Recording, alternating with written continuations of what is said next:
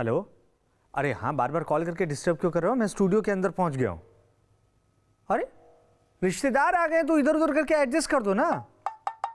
अरे अब इसका क्या मतलब है कि सैफई वाले चाचा को कहाँ एडजस्ट करें? अरे भाई यूपी के और ऐसे बात कर रहे हो? अरे भाई चाचा को कैसे एडजस्ट करना है थोड़ा अखिलेश यादव से सीख लो, नहीं तो फिर नेताजी के ऊपर नजर डालो। देखो भाई कैसे पूरी फैमिली को, भतीजा, बहू, पोते, नाती, अरे अब तो छोटी बहू, सबको आसानी से एडजस्ट कर दिया ना।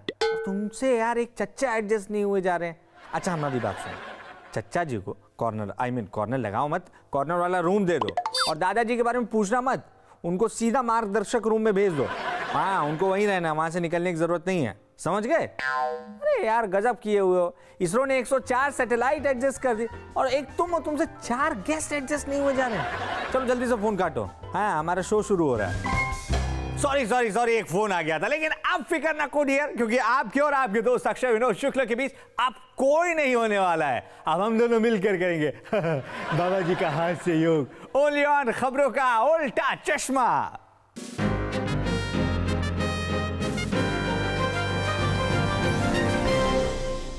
तो भाई खबरों का उल्टा चश्मा में सबसे पहले हम आपको एक इंटरेस्टिंग वीडियो दिखाने वाले हैं। भाई इस वीडियो को आप देखिए, इसमें 3 गधे आपको मजे के साथ नजर आएंगे, लेकिन सबसे इंटरेस्टिंग बात ये कि भैया एक गधे को देखने के बाद आपको यकीन हो जाएगा कि जरूरी नहीं है कि सिर्फ कुछ इंसान गधों की तरह एक्ट कर सकते हैं। अरे भाई कुछ गधे भी होते हैं जिनकी हरकतें इंसानों जैसी हो सकती हैं।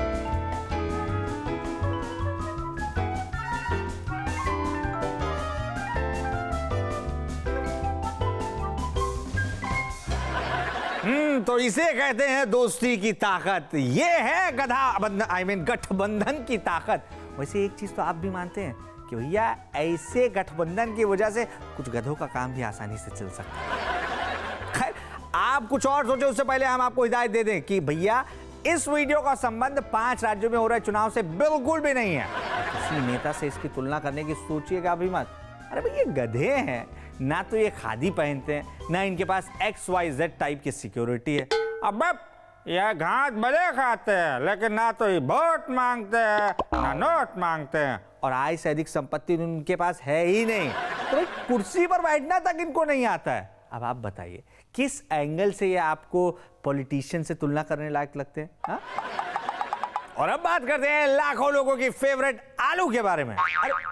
हम पाकिस्तान के क्रिकेटर इंजमाम उल हक की बात नहीं कर रहे हैं, लेकिन चुनावी राजनीति में इन दिनों आलू दम, मेरा मतलब है कि आलू का दम खूब देखा जा रहा है। पक्ष हो या विपक्ष, दोनों खूब आलू पका रहे हैं। यहां तक कि हमारे प्रधानमंत्री नरेंद्र मोदी जी ने भी अपनी चुनावी रैली में चटकारे ले लेकर आलू का खूब जिक्र किया है।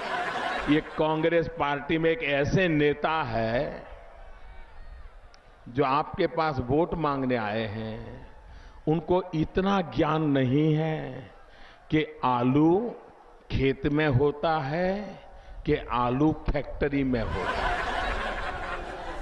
वैसे प्रधानमंत्री नरेंद्र मोदी जी ने आलू के बहाने किस पर चुटकी ली थी, अब जरा वो भी देख लीजिए। अब आप कह रहे हो कि यहां आलू की फैक्ट्री लगवाओ, आप कह रहे हो कि यहां पे किसान की मदद करो, अंत में मैं विपक्ष का नेता हूं, मैं दबाव डाल सकता हूं जो मैं कर रहा हूं, मगर मैं डिसीजन तो नहीं ले सकता ना। मैं किसान के लिए आलू की फैक्ट्री तो नहीं खोल सकता। खैर आलू की बात छोड़ दीजिए, और जनाब वैसे भी लड़कियों को कहते तो आपने भी सुना होगा, potato my God too much calorie, इतना फैट। आलू की तरफ अगर मैं देख भी लूं ना मैं तो मोटी हो जाती हूँ। हाँ, और ये स्टेटमेंट जारी करने के बाद वही लड़कियां घी में तली हुई आलू की टिक्की पे ऐसे टूटती हैं कि आप पूछो मत, और देखते ही देखते टिक्की की प्लेट हो या पापा की जेब, बहुत जल्दी दोनों साफ हो जाती है। तो वही जैसे हमारे फ्रेंड की गर्लफ्रेंड आगे बढ़ गई, वैसे हम भी खबरों का उल्टा चश्मा में थोड़ा आगे बढ़ते हैं। जनाब ये शो आपका अपना शो है जो फन और मस्ती का प्रोग्राम है। तो आज हमारे साथ देश के एक ऐसे फनकार जुड़ रहे हैं जिनका मुरीद पूरा हिंदुस्तान है, जिनके नगमों पर हिंदुस्तान झूम जाता है। तो आइए आपको मिलवाते हैं जाने माने गीतकार संतोष आनंद जी से। संतोष जी, खबरों का उल्टा चश्मा में आपका बहुत बहुत स्वागत है। अच्छा, अभी जो चुनावी राजनीति का माहौल है उसे लेकर आपके जहन में कोई कविता आती है? कौन सी आती है? कहाँ है कहाँ प्रजा का तंत्र, आदमी कुछ लोगों का यंत्र, गुलामी जिनसे थी गुलजार, उन्हीं का खुशियों पर अधिकार। वैसे दद्दू, आप रोमांटिक अंदाज के शायर रहे हैं। अरे बड़ी बड़ी हीरोइंस के लिए आपने गाने लिखे हैं। आपकी फेवरेट हीरोइन कौन थी, ये भी मैं आज जानना चाहता हूँ। आप ये मुझसे प्रश्न कर रहे हैं? अरे भाई, उन हीरोइनों से पूछो जो मुझे पसंद करती थी, मुझे प्रपोज करती थी, और उनकी संख्या बहुत अधिक है। ऐसी बात नहीं है। दिल तो आज भी वैसा ही है यार जैसा कल था। दिल तो दिल है, दिल से महफिल है, और महफिल है तो मंजिल तक पहुंच ही जाता है आदमी। क्या अंदाज होता है कभी का बात को टालने का। लेकिन अब आप ये बताइए कि आपको कौन सी हीरोइन सबसे ज्यादा इंस्पायर करती हैं? बहुत सारे रंग होते हैं भाई, इंद्रधनुष में ही 7 रंग हैं, और प्यार के रंग का तो कुछ पता नहीं है। वाह दद्दू, आपको तो सेफ गेम खेलने में भी महारत हासिल है। हाँ?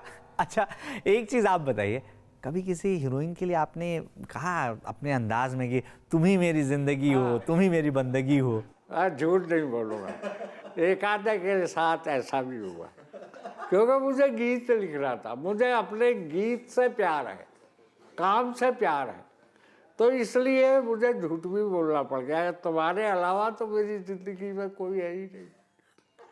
ऐसे ही आजकल हो रहा है भाई, तुम्हारे अलावा कुछ नहीं है, मेरे ही उस खाने में आना, मेरे ही खाने में वोट डालना, ये मैं देख रहा हूँ।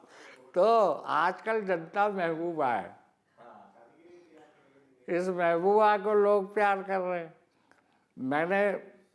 मुझे महबूबाओं ने बहुत ज़्यादा प्यार किया है, मैं झूठ नहीं कहूँगा। मेरी ज़िंदगी में झूठ है ही नहीं, लेकिन मैंने किसी को दगा नहीं दी, ये भी आपको बता दूं। आपने किसी को दगा नहीं दिया, इसीलिए तो आप कवि रह गए, वरना नेता नहीं बन जाते। मैं कवि के कवि हैं, लेकिन एक बार है, मुझे इस बात में सुकून है कि मैं कवि हूँ, मैं गिरगिट नहीं हूँ, रंग नहीं बदलता हूँ। अच्छा, एक चीज आप सच सच बताइएगा, कोई आपके दिल का नेता बना? मतलब किसी ने आपको प्यार में कभी धोखा दिया? ना, नहीं बताऊंगा, ये तो आप ध्यान कर लीजिए।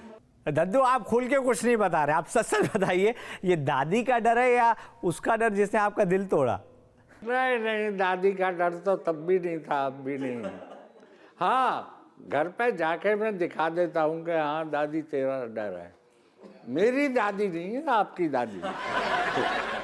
अच्छा दद्दू, यानी कि संतोष आनंद जी, न्यूज नेशन से बातचीत करने के लिए आपका बहुत बहुत धन्यवाद। बहुत बहुत धन्यवाद।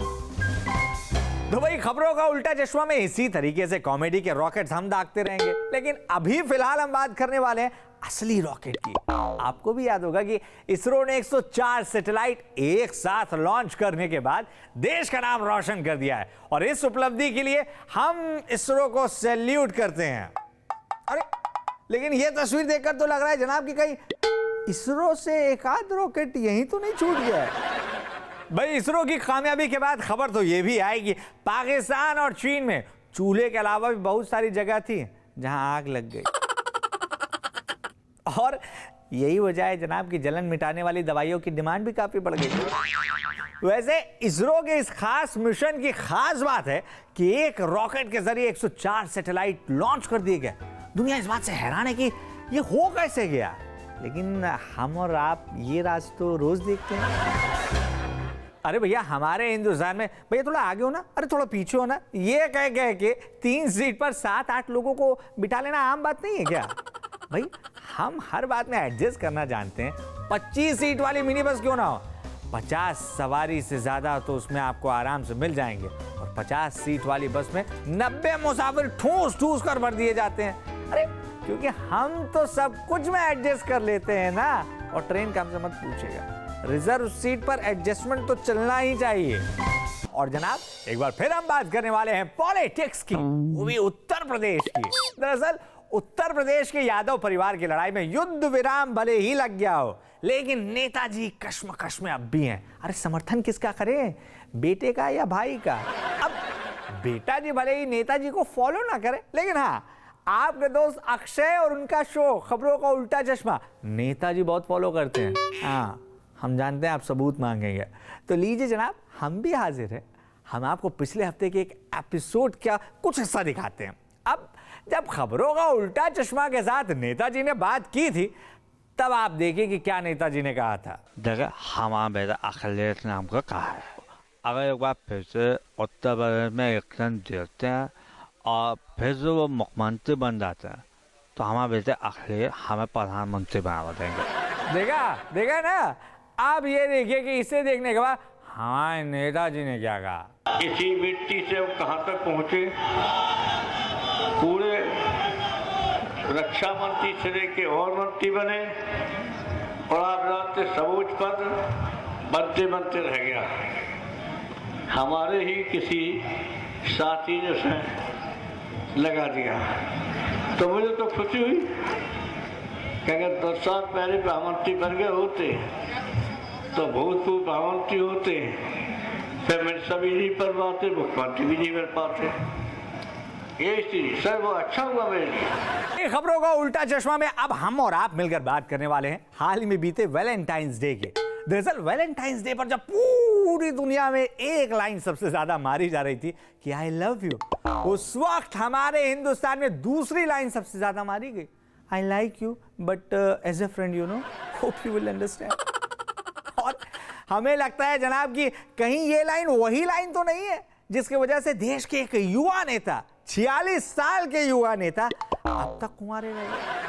खैर, अब आप ज्यादा टेंशन मत लीजिए, क्योंकि उन्हें अब उन्हें एक साथ मिल गया है और अब तो वो खुद ये कह रहे हैं कि यूपी को ये साथ पसंद है। वैसे apart from this I am just asking you कि दोस्ताना पार्ट 2 बनने वाली है या नहीं बनने वाली है? चलिए, मूवी के बाद अब बात कर लेते हैं हमारी क्रिकेट टीम के पूर्व कप्तान यानी कि कप्तान महेंद्र सिंह धोनी की। भैया, धोनी के आगे दुनिया के बड़े बड़े गेंदबाज घुटने टेकने पर मजबूर हो जाते हैं, लेकिन एक छोटी सी बच्ची ने धोनी को क्लीन बोल्ड कर दिया है। अब आप भी देखिए कि किस तरीके से धोनी अपनी बेटी जीवा के साथ मस्ती कर रहे हैं।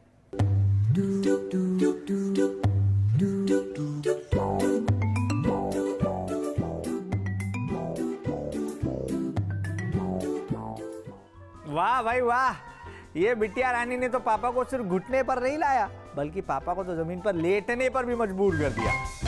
तो खबरों का उल्टा चश्मा में आज के लिए इतना ही, लेकिन अलविदा कहना मुझे पसंद नहीं है, इसलिए कहूंगा खुदा हाफिज। जल्द आऊंगा दोबारा वापस करने आपकी टेंशन का मीट डाउन। टिल देन हंसते रहिए, मस्त रहिए, तंदुरुस्त रहिए और बने रहिए न्यूज नेशन के साथ।